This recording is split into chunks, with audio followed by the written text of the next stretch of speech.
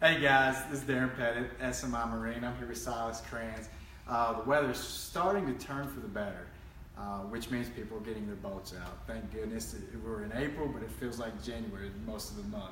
So now that people are getting their boats on the water, one important thing to mention is boater safety. And a lot of you guys are pulling your boats out of storage for the first time. So we thought we would save you some time, trouble, and headache by going through a few steps prior to launching your boat or even trailering it to the lake to make sure that it's right and you're going to make it there safely and not ruin a day of fun. So Silas, the first thing, Silas, he's our lead technician over here at SMI Marine. So this is something that we do on a regular basis. If you're unsure about something, one thing that we pride ourselves on is boat sonorization and dewinterizations. What that is we do a full safety inspection on your boat to make sure it's ready for the water. So we're just going to run through a few things before we even hook up to the boat or take the boat out of storage and go to the water to make sure that's right. One important thing, Silas, is the trailer. So what are some things that we're looking at on here? A lot of your trailer maintenance and just making sure that everything's good for the season is going to be your bearings and your tires and your lights. Things that get you there and the things that make sure that you're on the way there, it's going to be safe. So usually we always like to check the bearings by jacking the trailer up, giving them a quick shake, possibly checking the grease. If you have newer style hubs, they could be what's called vault hubs. Vault hubs is actually a no service, but you still want to give them a good shake just to make sure that they're not coming loose and you're not going to have problems with them. Another thing, like I said, you're going to want to go around and make sure all the lights are working, mainly your stop lights and your turn signals. You don't want someone rear-ending you and saying, oh, your trailer light was out, and then it's all on you or something like that. It doesn't take no time at all. You just plug it in, you make it go around, make sure everything's working and flashing like it should be, and you really, from there, there's not much more you can do. So what would happen? Let's say that somebody takes it out, they don't check the wheel bearings, and it's low on grease, maybe the bearings are bad. Ultimately, what would that lead to possibly? Well, that could possibly get you stranded on the side of the road, could get you stranded in a place that you don't have serviced on your phone or something like that. I know a lot of the lakes around here, when you go to the boat ramps, you can actually lose phone service. So then you're stuck. You have to walk, or you have to, find someone to hopefully give you a ride or something like that. And we don't want you to be stranded. We'd rather just you check it out or get us to check it out so that things aren't going to happen. So cost-wise, check your wheel bearings, make sure the groove's right appropriately. Right. What kind of money are we looking at? Very little, right? Very little. If you take your boat out and you have an issue, what kind of expenses are we looking at? Well, you could damage a lot of things just by one bearing failure. You could ruin a hub, you could ruin a whole axle. There's a wide variety of just one simple little check that could prevent a whole lot of things. And a lot of people, the assumption that it's good for the season. How often in the spring do we have to replace tow axles? Quite a lot. So it's always good to look at that. Other than that, going around the boat, we want to do a full boat inspection before we launch or take off. What are some other things on the trailer and the boat that we're going to look at? Well, mainly we're going to look at all of the things such as your bilge pumps. We're going to make sure that you're going to be able to, if something were to happen, get the water out of your boat. We'll even go through and maybe check some of your fishing pumps and stuff like that. Going to make sure that the drain plug is secured, make sure that it's there. You don't want to get into the water and not have a drain plug. Sure. I know, people, it happens a lot. So you want to go around and make sure that if you have tie-down straps on the back, make sure A, that they're tight, and then B, make sure that they're going to come off if you have the ratcheting style. You don't want them to be seized up. Check that before you go, because they'll be seized up. You'll get to the boat ramp, and now you got to pull your knife out and cut it, and then you're replacing it when you could have shot it with some WD-40 or something before you left. Trailer lights. Trailer lights, like I said, bearings. Make sure your coupler's going to be good and secured. Make sure that your safety chains, make sure that they're well secured and everything like that as well. If we walked around to the back, we're saying, hey, this is an outboard. What would we look for back here, for example, before we took off? Well, most of the thing that I like to check first is make sure that the prop's good and tight on there. give her a few pulls. If you're just pulling it out for the season and you want to check it and you have the ability to check it, you can check the gear lube inside of this lower unit here. What doing that is making sure that there's no water in it, because if there was water in it, you could have potentially cracked it over the winter. That could be catastrophic. And you just want to make sure that it's good gear lube. You don't want thick black gear lube that's burnt or having a problem, because then that does go through bearings and gears and everything, and you don't want to ruin those, and then you have catastrophic failure out on the water. Now, once we're on the water, say we're putting in and we're looking back and our boat's not peeing, what would be the issue there? Well, the issue could be that something has blocked the pickups. On this particular engine, there's 3 low water pickups, or 3 high water pickups and 4 low water pickups. You could have sucked up a bag, you could have a leaf, you could have a few things that are just blocking the pickups, not allowing the actual water to be picked up. You could have a failed thermostat or a failed impeller as well. That's one of the things in our summerizations that we check for, is to make sure that it's going to be pumping well, and then we can also make sure that the thermostats are opening after running it. So if it's not peeing and it's not throwing water out the back, should we continue boating, or what should we do? You can, but you could be setting yourself up for failure. You don't want to have a situation where you think it'll be okay, but then you get a mile or so away from the ramp, and now you've blown it up, or something has happened, and now you have to pay for sea tow to come in and tow you back in, and we all know that can get pretty costly. So we'd advise against it. We would definitely advise against it, but we're not telling you not to go out. Another thing is, on this particular engine, it is a 2-stroke. Now you can check the oil level. Most of them will be inside of your boat. But on a 4-stroke engine, it's always good to pop the cowling off. If you know where to look, make sure you pull your dipstick, make sure the oil level's good. Make sure that it didn't lose oil or build oil. You don't want anything like that, especially on your 4-strokes. Now this is an outboard. What about somebody who has an inboard outboard?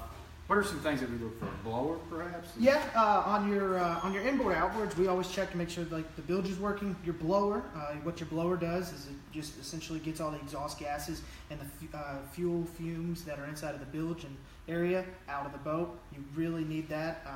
It's actually, I believe, a Coast Guard requirement. So you definitely want that to work. But really, blower, bilge, and making sure the oil levels are good on your inboards is really key on those inboard outboards. You also want to check your trim fluids, essentially all your fluids, and that's stuff that we do in our summarization checks. We have a full printout that we go through and everything like that. Good. So now that we've kind of went around the outside of the boat, we know what to look for. Let's get inside the boat and make sure that we have everything. Let's do it. So the first things first, we put our boat in the water. We get into the driver's seat. You want to make sure that when the big motor's running, you always have your PFD, the personal flotation device, your life jacket, when your combustion motor is on. Another thing that we hear all the time, people will call us and they'll say, hey, you know what? I'm turning my motor, but it's just not firing. What am I missing?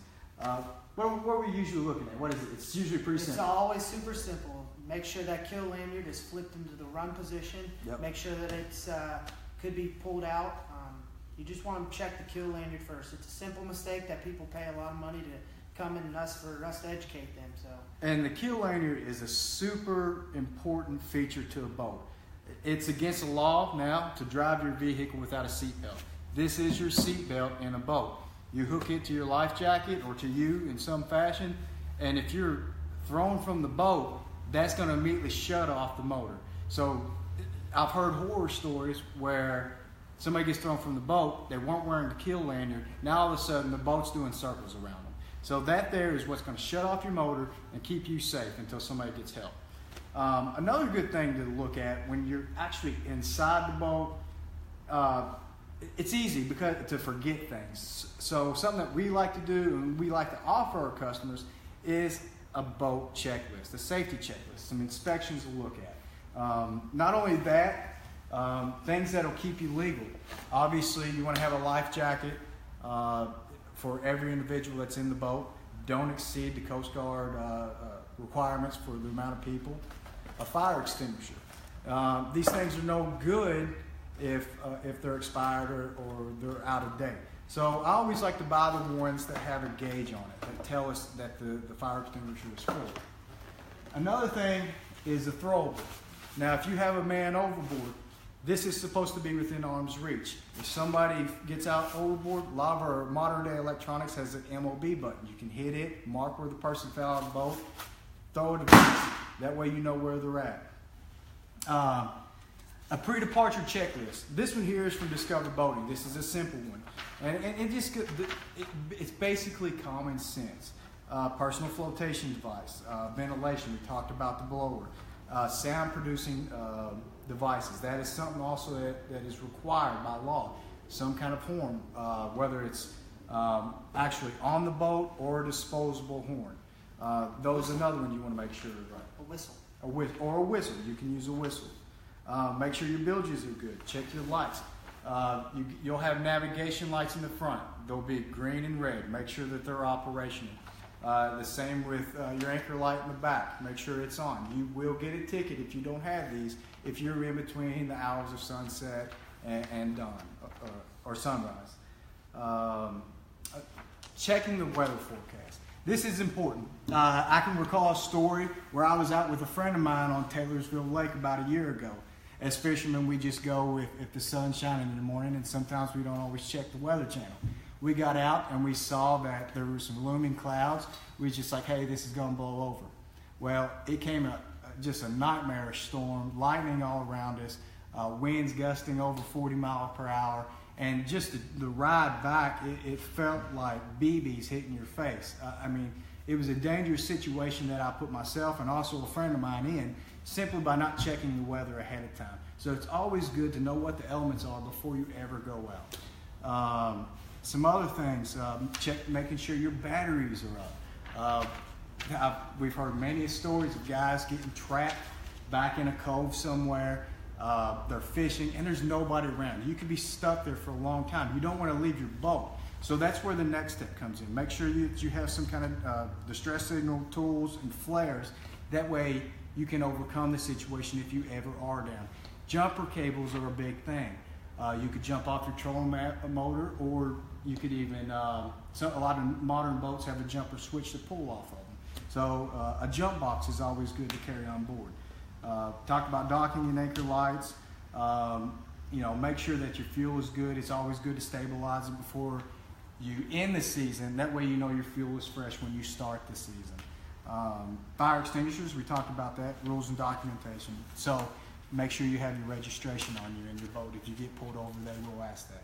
Some at St. Matthews Imports with Silas and I and all of us, we care a lot about boater safety. So we have a prepared boater safety inspection. And it's basically the things that we just ran over. Throwables, life jackets, fire extinguishers, ventilation system, whistles, horns, navigation lights. These are all things you check off before you get into the boat. Check for leaks. Make sure your boat plugs in. I mean, that is important. Make sure that your propeller is in good condition. Your fuel tanks are full. You don't know how long you'll be out there sometimes. Make sure your gear is properly secured. Have some kind of a throw rope, a signaling device. Another thing that we don't think about, but sometimes even a lighter or some kind of fire starter would be nice. If you get stranded out there for a long time, at least you have a way to get warm if it's cold at night. And then there's some personal comfort items that we put on there. The necessary things, a hat, sunglasses, sunscreen, things of that nature. But ultimately, we care about our customers. We want you guys to stay safe on the water. And hopefully this little video on Tune Up Tuesday might help make a difference for you before you start your season and keep you and your family safe. So thanks again for joining us on another edition of Tune Up Tuesday. Thank you so much for that. One more safety feature that I forgot to mention, and this is crucial for all boaters. This is a must, and you cannot forget it. Let's see if I can find it in here. It's a must for all boaters. You got to have this on board. You never know when it's going to happen. So a safety device, no doubt. Have it in your boat. And that's another edition of Tune Up Tuesday. We'll see you next time.